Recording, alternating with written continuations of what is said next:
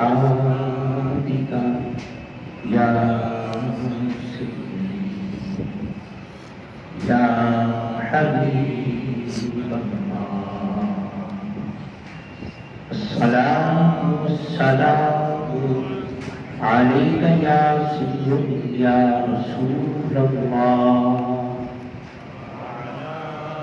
وعلى آلك وأصحابك يا سيدي يا حبيب الله.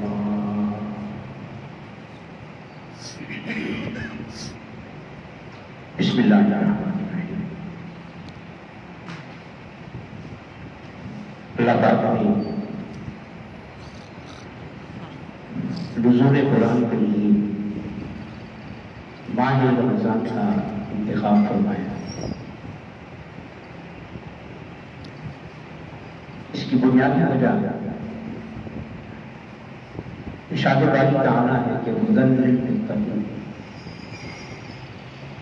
کہ یہ قرآن متقین کے لیے ہدایت ہے. یہاں پہ اللہ پاک نے ہدایت قرآن سے مستفیض ہونے کے لیے شرط لگا دی. پیغام سب کے لیے ہے، اعلان سب کے لیے ہے، ابلاغ سب کے لیے. مگر عملاً اس قرآن کے پیغام سے مستفیض وہ ہوگا جو متقی ہوگا. اور متقی کا معنی کیا ہے؟ میں نے کئی دفعہ عرض کیا کہ متقی کا معنی کچھ کرنے والا نہیں، بلکہ متقی کا معنی ہے بچنے والا، پرہیز کرنے والا.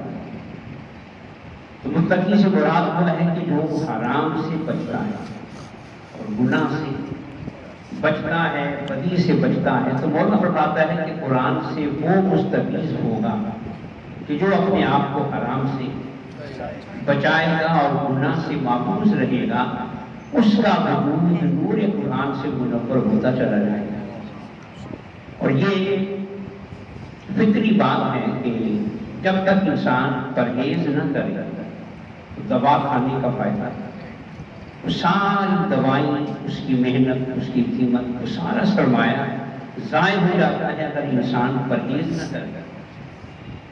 یہ تو ہوتا ہے کہ بھئی صرف پرہیز سے علاج ہو جائے، ہوتا ہے، مگر صرف دوائی سے علاج نہیں ہوتا. پرہیز میں یہ تاثیر ہے کہ وہ اکیلا انسان کو بیماریوں سے بچا لیتا ہے.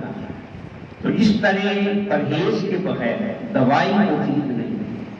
اسی طرح گناہوں سے بچے بغیر قرآن کا پڑھنا، قرآن کی ہدایت سے مستفیض ہونا ممکن نہیں. قرآن سے وہ فیض پائے گا وہ اپنے آپ کو ہر قسم کے حرام سے اور گناہ سے بچائے.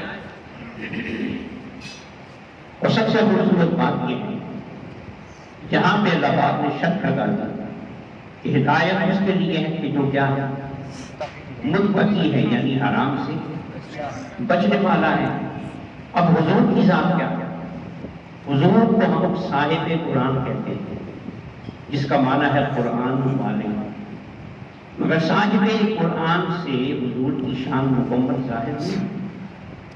حضور قرآن والے نہیں ہیں بلکہ خود قرآن ہیں اور قرآن میں ڈھلے ہوئے. اس لیے حضور کو قرآن ناطق کہا جاتا ہے، بولنے والا. تو حضور کی ذات جو ہے یہ قرآن میں ڈھلی ہوئی ہے. اب قرآن کس کے لیے ہدایت ہے؟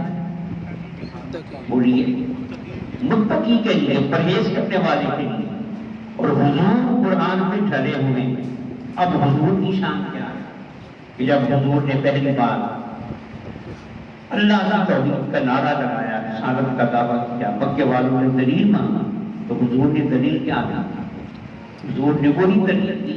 حضور قرآن میں ڈھل کے آئے تھے اور قرآن میں وہ ڈھلے گا جو ہر قسم کے حرام سے بچے گا، عیب سے بچے گا، بدی سے. حضور بچے ہوئے تھے. حضور نے کسی شان کو توحید کی دلیل بتائی. حضور نے مکے والوں سے کہا کہ میں 40 برس کا ہو گیا ہوں، اسی مکے میں رہا ہوں، تو پوری 40 برس کی زندگی میں محمد کی زندگی میں کوئی عیب نکال کے نہیں. میں کسی حرام کے قریب گیا میں نے کسی سے جھوٹ بولا، میں نے شراب پی، میں نے کسی کو دھوکہ دیا ہو، کسی کا دل دکھایا ہو، بے ایمانی کی ہو، نہیں، 40 سالہ زندگی کو حضور نے پیش کیا اور کہا کہ اس میں کوئی عیب نکالو، تو کوئی مائی کا دار حضور کی زندگی میں ہے نہ نکال سکتا۔ یہ ہے تقویٰ کا کمال۔ حضور اتنے بڑے متقی کہ اس تقویٰ کو، اس بے عیبی کو چیلنج کے طور پہ پیش کیا، اور اس کے ذریعے پھر حضور نے فرمایا کہ جب میں خدا کا بندہ ہوں، اتنا پاک ہوں، تو میرا بنانے والا بھی اتنا پاک ہوگا۔ تو حضرات محترم، اس ماہ مبارک میں جیسا کہ میں نے عرض کیا، بھوک اور پیاس کو برداشت کر کے اصل میں مشق کروائی جاتی ہے حرام سے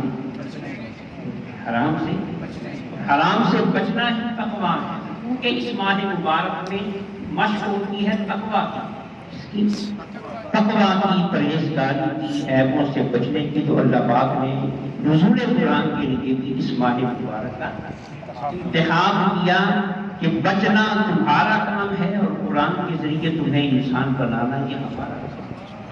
آج ہماری مصیبت کیا ہے کہ ہم نیکی کرنے میں بھی شیر ہیں اور حرام کا ارتکاب کرتے ہوئے بھی ڈرتے ہیں۔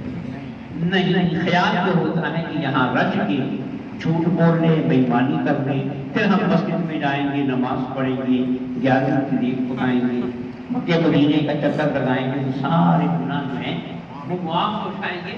مگر نہیں، میں نے شب برات پہ حدیث پیش کی تھی نا کہ وہ جنازہ رکھا ہوا تھا، تو حضور نے صحابہ سے پوچھا کہ اس نے کسی کا قرض تو نہیں دینا، کسی کا، حالانکہ وہ صحابی ہے، صحابی رسول ہے، صحابی کی شان بھی بڑی ہے، اور جس کا جنازہ ہم پڑھا دیں اس کے بخشے جانے میں کون سا شک ہے؟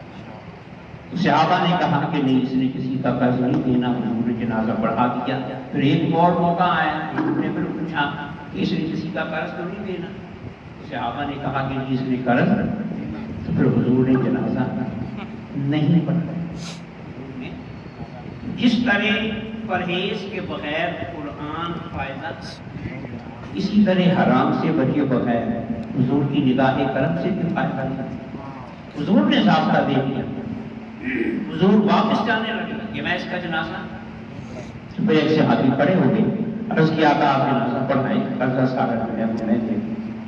اس چیز کا خیال رکھنا چاہیے کہ جب تک ہم گناہ سے، حرام سے بچیں گے نہیں، نیکی کرنے کا ہمیں فائدہ نہیں ہوگا، قرآن پڑھنے کا ہمیں فائدہ۔ اللہ تعالیٰ ہمیں تقویٰ کے راستے پہ چلتے ہوئے قرآن مجید کی تعلیمات سے مستفید